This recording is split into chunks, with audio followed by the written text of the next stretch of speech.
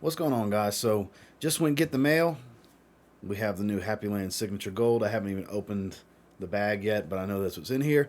It's EJ's newest release. I know I've had several of you ask me when and if I was going to do a video on it. Well, we're going to do a first impressions.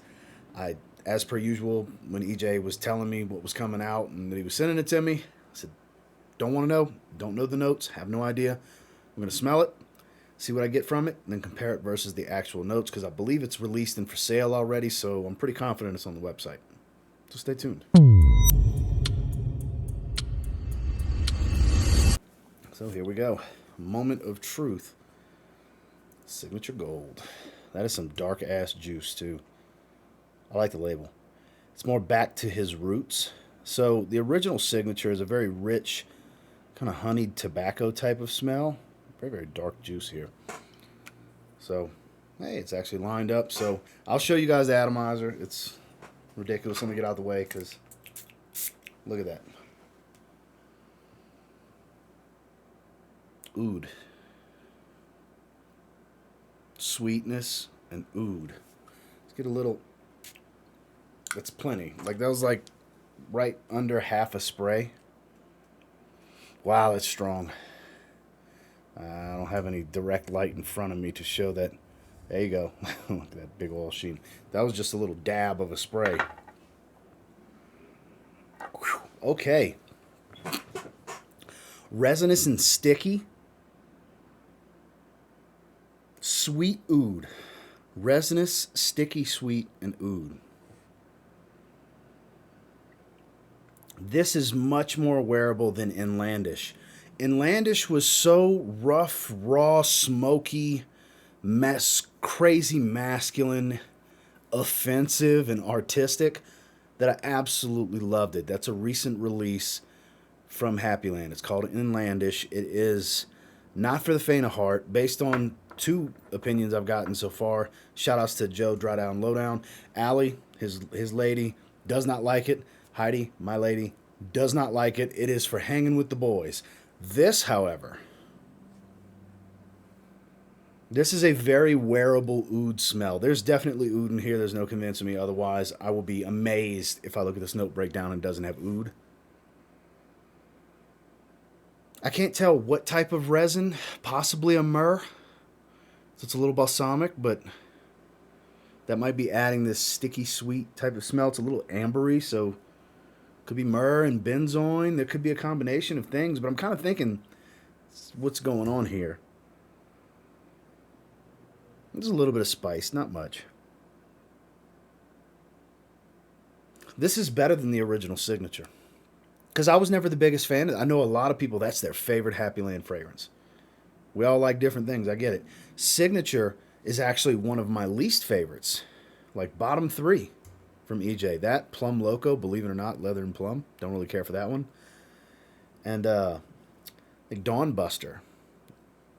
Not a big fan of that one either. Like I said, I don't like every single thing EJ puts out. I don't love every fragrance he puts out. Just lately, he's kind of been hitting it out the park. He's batting 1,000 recently. This year. In 2022, EJ Wells is batting 1,000 in my opinion. Cripple Creek, Guylett Mist, Wonderland, Inlandish. Did Shameless come out last year? I think Shameless came out last year. Might have came out in the winter. I don't know. But he's just been hitting one after another, after another, after another. They've just been so good. And this might be... So, this might be the best one, and the reason being is because it fits the time of year, and it's a wearable oud. There's wearable ouds out there, but he didn't have a very wearable oud. Like, this is sweet gourmandish, but still resinous. And I say gourmandish because it has that sticky sweetness to it. It could be honey. I don't know, but there's a thick, like, rich and sticky sweetness. It is not even coming close to starting to dry. Look at that. Not even close. There's something woody about it, but I'm pretty convinced it's mainly oud. So that's my guesses here. Oud, for sure. I'm going to say there's some resin of some sort, potentially like a myrrh. There's some kind of resin. It's resinous, very resinous. I'm going to say there is a thick sweetness like a honey, for example. And there's something spicy about it. So let's do this. I'm going to pull it up on my phone. I'll put it on screen in editing for you guys. Let me open up the web browser and let's head over to Happyland. God, this is good. Signature Gold. Here we go. This is the 1 ounce bottle. Signature Gold expands on the DNA of the original Happyland signature, bringing forth a rich and deep autumn-winter appropriate blend of agarwood, oud. There you go. Amber, absolutely. Ambergris, basil, benzoin, called that too. Davana, dried fruits, so there's your sweetness. Incense, it's not overdone with incense. It's not very smoky, but I can see that. Labdanum, that could be a little bit of this animalic tone. Could be helping with the amber, could be providing a little bit of leather as it dries, but patchouli, tonka, and vanilla. So there's all of your sweetness. The tonka, the vanilla, and the dried fruits. Davana's kind of this herbal green type of feel, which I don't really get much of. But I'll tell you what, oud was standing out to me, so I'm not surprised at all. I would have been surprised to not see agarwood in here. Benzoin, amber, absolutely. Those three things jump out. You get that right off Jump Street, opening blast. You get oud. You get an ambery feel. You get this vanillic tone from this benzoin that also adds to the amber feel. But it also makes it a little sticky. So the benzoin's the only resin that I really see here. But it's a pretty good dose of it because it's got the thick resinous balsamic quality to it. I guess the basil is what's providing the little bit of spice I'm getting. There's nothing else that I would consider even close to a spicy tone. That's more of a fresh green, spicy type of smell, but it definitely adds a little bit of a spicy feel to it. And it's smoky, but it's not too smoky. The original signature was known for tobacco. I don't really smell tobacco. That's why I never said anything about it. I would have kind of been surprised to see it in the note breakdown, because that was kind of the focal point of the original Happyland signature was the tobacco. I think this is much, much better than the original signature. Like I said, some of you, that's your favorite from Happyland. I get it. It's not. It's one of my least favorites from Happyland for me. This is way better. It's getting a lot smoother as it dries, too. Like I'm getting a little bit more of an earthy tone. There's patchouli in here. I'm still looking at the notes. I got my phone right here. There's patchouli in here, so that could be it, but I'll tell you what, that oud's not backing down, and it's not a funky type of oud, but it's a distinctive warm wood, almost not quite medicinal, more pencil shavings, dry wood type of oud.